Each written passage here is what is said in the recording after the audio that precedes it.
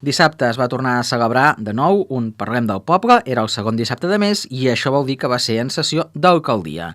El programa es va centrar en els equipaments municipals, com el centre cívic i la placeta de Can Borrell, i també sobre altres edificis que l'Ajuntament té la intenció d'adquirir, com el del costat de la cooperativa. Nosaltres ens vam posar en contacte amb els propietaris.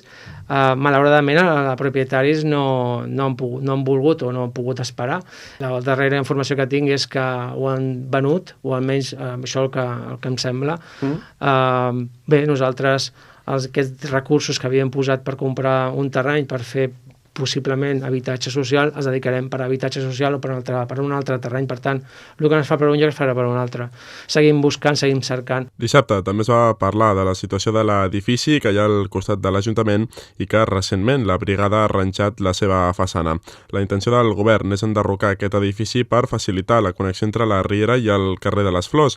Des de la ràdio van voler preguntar per què es pinta i s'arranja un edifici que en un futur està previst que s'enderroqui. El que no podem fer és dir com s'enderrocarà ho deixem deixat de la mà de Déu.